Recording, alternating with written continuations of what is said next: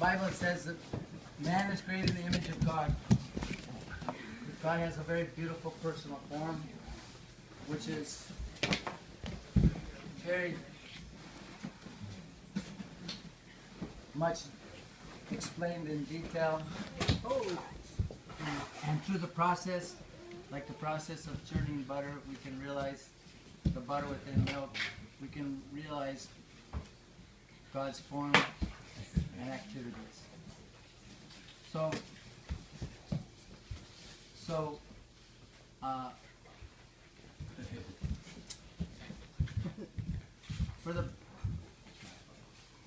for the causeless mercy of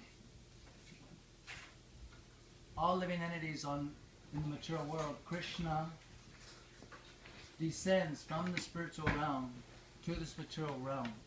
He explains the Bhagavad Gita, especially when there's a rise of unspiritual activities, decline of true spirituality. We discussed last night's talk. The spiritual pillars are truthfulness, austerity, compassion, and austerity. And cleanliness. Cleanliness. Oh, austerity first. Truthfulness, cleanliness, austerity, and compassion and mercy. Okay? When those spiritual qualities in humankind decrease, then Krishna advance in millennium after millennium, in different incarnations, different eras. 3,000 years ago, he advented as Lord Buddha to teach non-violence, etc. He was on this planet 5,000 years ago in his original form, avatari, as Krishna.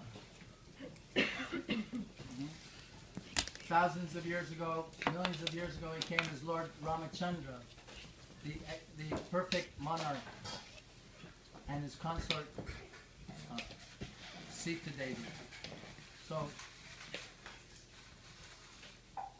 Krishna exhibited human-like pastimes on this earth. So he apparently took birth like an ordinary baby, but his birth wasn't ordinary.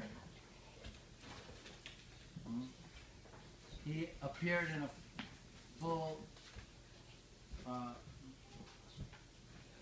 more grown, unlike a baby, with helmet and earrings and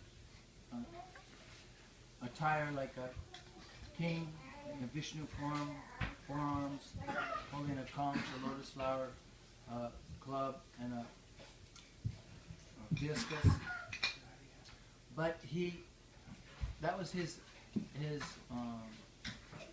appearance pastime as the son of Devaki and Vasudeva in Mathura.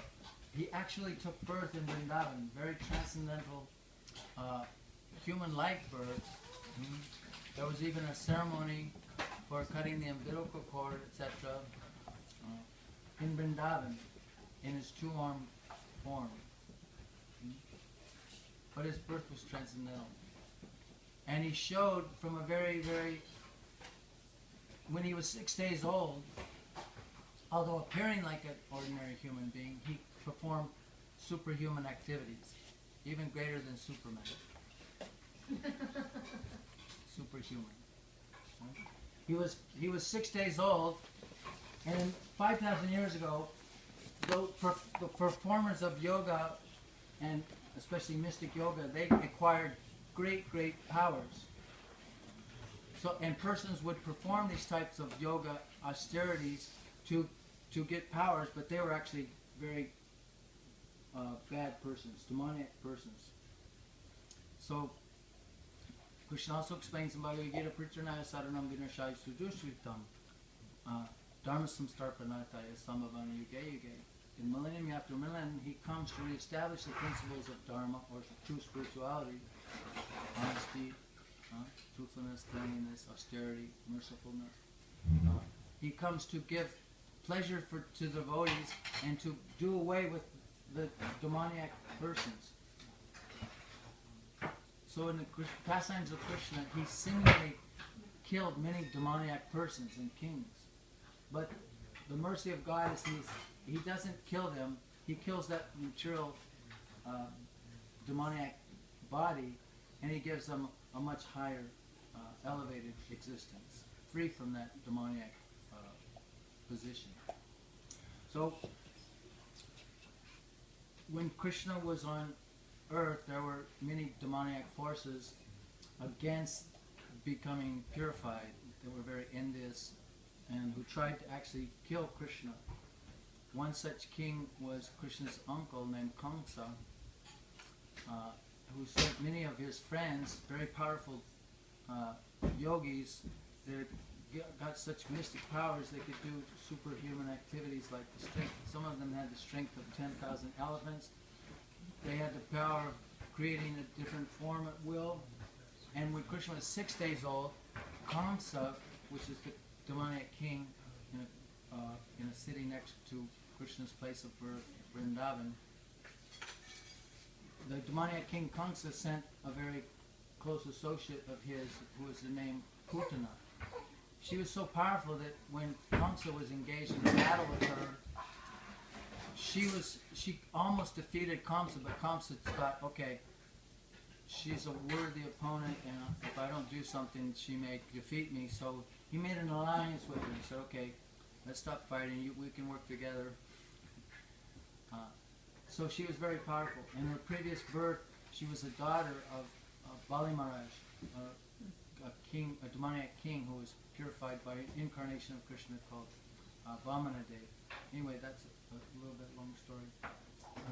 So he sent his associate Putana to Vrindavan, and he asked her to take a form of a beautiful cowherd maiden. And in Vrindavan at that time, the cowherd women would exchange the duty of taking care of a young child and breastfeed. So she approached Krishna's house, a very beautiful form. The other ladies thought that maybe she's a demigoddess, maybe she's Lakshmi herself. Mother Yashoda was immediately okay with allowing her to breastfeed her child Krishna. But she had put a very powerful poison on her breast, thinking that Krishna will suck my breast and he'll suck this poison. It had the strength to kill an elephant. But Krishna's God. He looked like an baby. So he took her breast milk and also took the poison. And also liberated her by taking out her very life's air. She tried to have Krishna leave her. She felt his unlimited strength, although she had the strength of 10,000 elephants. These things may seem hard to believe, but thousands of years ago, and the unlimited power of the Supreme is inconceivable. So she tried to put Krishna down, but she was unable, and he sucked out her life air. Then she assumed her real form, which is gigantic form, huge form, and everyone was awestruck. But she fell down dead, and anyway, there's some other pastimes, and they thought, okay, we've got to get rid of this body, so they cut it up and burned it, but it smelled like incense, fragrant flowers. But our acharyas explain in their commentaries the destination of Putana, whether or not she came with the intention of killing Krishna, sent by her associate Kamsa. What didn't matter to Krishna. He's very merciful because she had just a small tinge of a desire to externally appear like in a motherly aspect to Krishna. Krishna gave her, he killed her demoniac body, but he gave her soul the position in the spiritual realm as a milkmaid servant in Goloka Vrindavan. So even Lord Brahma comments how merciful is this is mercy. How merciful is the Supreme. Even those who come to kill him, he just rids them and purifies them. They have one little, even a false desire as a mother, but he gives them that position. The transcendental pastimes of Krishna are very powerful. Our acharyas or our predecessor gurus explained by hearing this pastime of